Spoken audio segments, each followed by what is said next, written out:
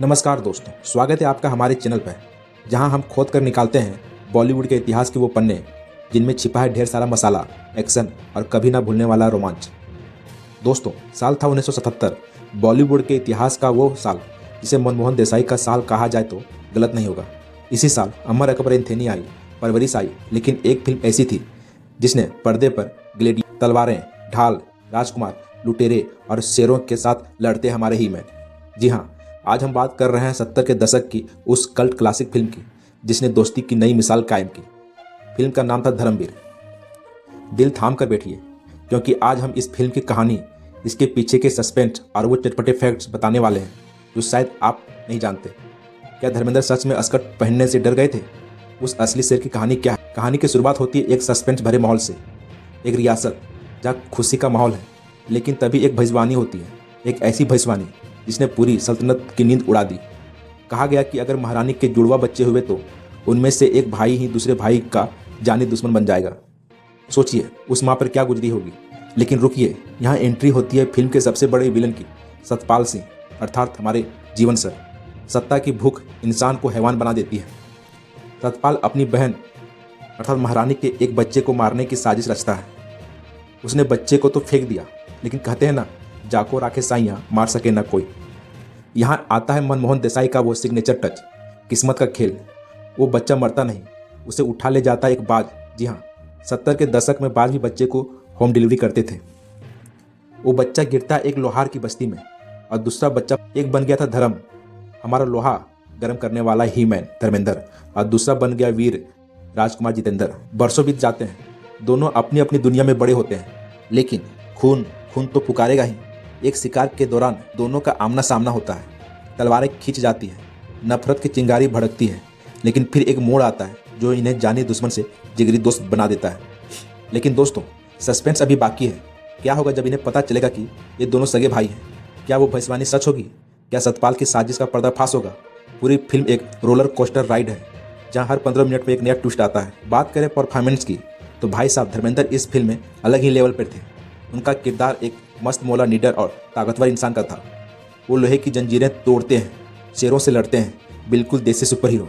उनका वो डायलॉग, बंजारों की बात मत पूछो जी, उफ, ऑडियंस सीटियों पर सीटियां बजाती थी। दूसरी तरफ थे हमारे जितेंद्र, राजसी ठाट बाट, वेलवेट के कपड़े और तलवारबाजी।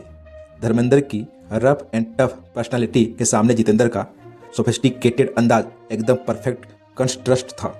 उनकी दोस्ती की केमिस्ट्री शोले के जय वीरू से कम नहीं थी। जिन्नत आमन और नीतू सिंह, उस दौर में जिन्नत आमन का ग्लैमर फिल्म में चार चांद लगा रहा था। वो कोई अबला नारी नहीं, बल्कि योद्धाओं जैसी थी। उनका कस्ट्यूम, उनका एटीट्यूड, सब कुछ समय से आगे था। और विलन्स को कैसे भूल सकते हैं? प्राण साहब शिकारी ज्वाला सिंह के रोल में, और जीवन उस कपटी मामा के रोल में। रंजीत का वो खूंखार लुक, इन सब ने मिलकर धर्मवीर की राह में जो कांटे बिछाए, उसने फिल्म को एक ज़बरदस्त थ्रिलर बना दिया। अब आते हैं वीडियो के उस हिस्से पर जिसका आपको इंतजार था, धर्मवीर के वो अनसुने चटपटे किस्से। फैक्ट नंबर 1, धर्मेंद्र और उनकी अस्कट का किस्सा।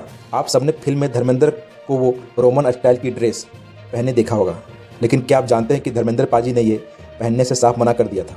जी हाँ, धर्मेंद्र ने मनमोहन देसाई से कहा, मनमोहन जी, मैं ये फराक पहनकर शूटिंग नहीं करूँगा, लोग क्या कहेंगे, मेरी टांगें दिख रही है। धर्मेंद्र को मनाने के लिए मनमोहन देसाई को बहुत पापड़ बेलने पड़े।